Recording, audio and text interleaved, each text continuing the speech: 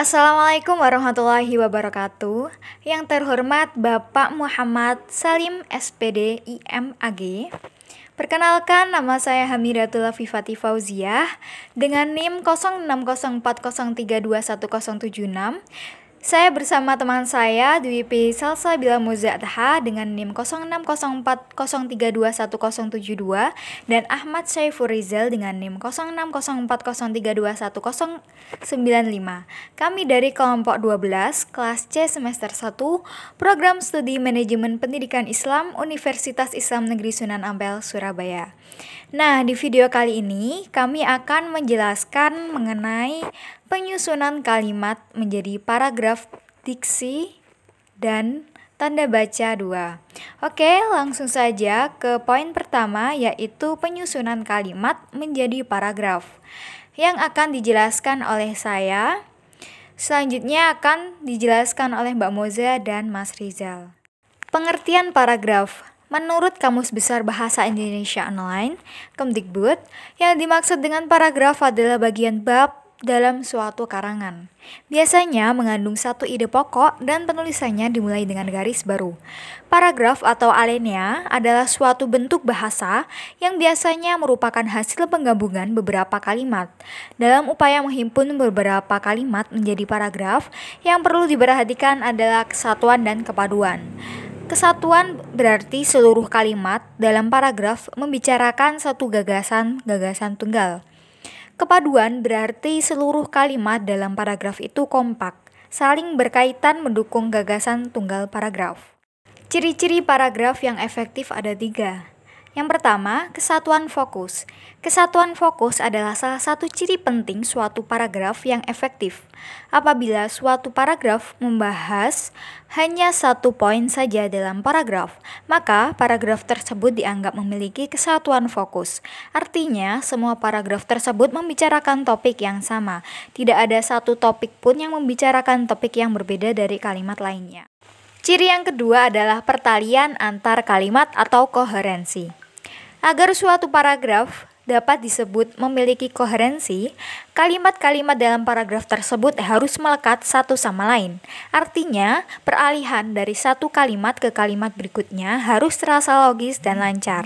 Tidak boleh terasa tersendat atau berlompat-lompat. Setiap kalimat harus mengalir secara lancar ke kalimat berikutnya. Ciri yang terakhir adalah pengembangan yang cukup. Sebuah paragraf dianggap berkembang dengan baik jika berhasil menggambarkan topik atau ide yang ingin disampaikan oleh penulis dengan jelas mungkin. Dengan membaca uraian pada paragraf, pembaca dapat memperoleh gambaran yang jelas tentang topik atau gagasan yang ingin disampaikan oleh penulis. Nah, untuk membuat paragraf yang efektif, para penulis yang berpengalaman membagi kalimat-kalimat dalam paragraf yang akan ditulisnya menjadi 3 kelompok kalimat. Yang pertama, kalimat topik. Kalimat topik adalah kalimat yang digunakan untuk memberitahu pembaca tentang topik apa yang akan dibicarakannya dalam paragraf yang sedang dibacanya itu. Yang kedua, kalimat penjelas. Kalimat penjelas adalah kalimat yang biasanya ditulis setelah kalimat topik. Jenis kalimat ini adalah kalimat dengan jumlah terbanyak dalam satu paragraf. Yang ketiga, kalimat penutup. Kalimat penutup adalah kalimat terakhir dari paragraf tersebut. Fungsi kalimat ini adalah untuk memberi tanda atau petunjuk kepada pembaca bahwa pembahasan pada alinea telah selesai. Pengertian diksi. Diksi adalah pilihan dan penggunaan kata oleh pengarang dengan mempertimbangkan aspek makna kata, yaitu makna denotatif yang tersirat karena sebuah kata dapat menimbulkan banyak makna yang berbeda. Diksi merupakan pilihan kata-kata tertulis yang digunakan untuk menggambarkan sebuah cerita atau memiliki makna yang dimaksudkan oleh penulisnya. Namun, tindakan tidak terbatas pada pilihan kata, tetapi juga untuk mengungkapkan ide atau fakta terkait. Masalah ini juga mencakup masalah gaya bahasa, kata-kata, dan lain-lain.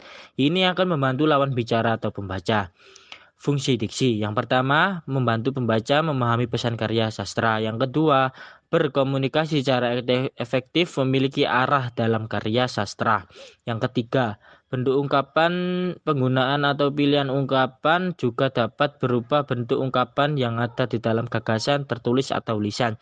Yang keempat, hiburan memilih arah yang tepat juga dapat dianggap sebagai hiburan bagi pembaca dan pendengar. Jenis-jenis diksi berdasarkan makna. 1. Makna denotatif. Kedua, makna asosiatif. Berdasarkan leksikal, yang pertama sinonim, yang kedua antonim, yang ketiga homonim, yang keempat hormofon, yang ketiga homograf, yang keenam polisemi, yang ketujuh hipernim, yang keenam hiponim. Syarat-syarat pemilihan kata. Yang pertama dapat membedakan denotasi dan konotasi. Yang kedua dapat membedakan kata-kata yang hampir bersinonim. Yang ketiga dapat memahami dengan tepat makna kata-kata abstrak. Yang keempat dapat memakai kata penghubung yang berpesan secara tepat. Yang kelima dapat membedakan kata umum dan kata khusus dengan benar. Yang terakhir, keenam, menggunakan kata yang berubah makna dengan cermat. Yang terakhir yaitu tanda baca. Tanda baca adalah simbol yang tidak berhubungan dengan suara atau kata frasa pada suatu bahasa, melainkan berperan menunjukkan struktur suatu tulisan dan juga intonasi jeda yang dapat diamati saat membaca. Aturan tanda baca berbeda dengan bahasa, lokasi, dan terus berkembang. Jenis-jenis tanda baca. Yang pertama yaitu ada titik. Titik berfungsi untuk menandai penghabisan kalimat berita atau untuk kebutuhan singkatan, gelar, dan angka-angka, tetapi bukan digunakan untuk pertanyaan atau seruan. Yang kedua ada koma, berfungsi untuk memisahkan anak kalimat atau hal-hal yang dikatakan dalam kalimat. Juga untuk kebutuhan singkatan, gelar, dan angka-angka. Yang ketiga ada tanda kurung. Berfungsi untuk menjelaskan suatu istilah yang belum banyak dikenal oleh khalayak. Yang keempat, ada tanda petik. Berfungsi untuk menandai kalimat langsung atau percakapan dalam naskah drama. Yang kelima, ada tanda seru. Berfungsi untuk menegaskan memberi peringatan bahwa kalimat yang bertanda seru tersebut perlu untuk diteliti. Yang keenam, ada tanda tanya. Berfungsi untuk melengkapi kalimat tanya. Yang ketujuh, tanda hubung, berfungsi untuk menghubungkan penggalan kata, kata ulang, tentang suatu nilai. Yang kedelapan, tanda titik koma, berfungsi untuk memisahkan bagian-bagian kalimat yang sejenis dan setara. Dan yang terakhir ada titik dua, berfungsi untuk mengawali penguraian suatu kalimat. Kesimpulan. Paragraf atau alinea adalah suatu bentuk bahasa yang biasanya merupakan hasil penggabungan beberapa kalimat.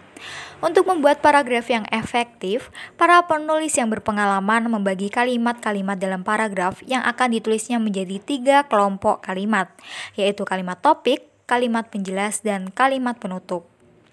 Diksi adalah pilihan dan penggunaan kata oleh pengarang dengan mempertimbangkan aspek makna, yaitu makna denotatif dan tersirat, karena sebuah kata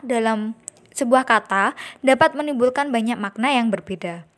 Tanda baca adalah simbol yang tidak berhubungan dengan suara atau kata frasa pada suatu bahasa, melainkan beberapa menunjukkan struktur suatu tulisan dan juga intonasi jeda yang dapat diamati saat membaca. Dalam penggunaannya harus dipahami lebih dalam tentang permasalahan yang sering muncul. Salah penggunaan tanda baca dalam karya tulis ilmiah. Sekian pembahasan dari kami, terima kasih atas perhatiannya. Semoga video ini bermanfaat. Wassalamualaikum warahmatullahi wabarakatuh. Jangan lupa like, comment, share, dan subscribe.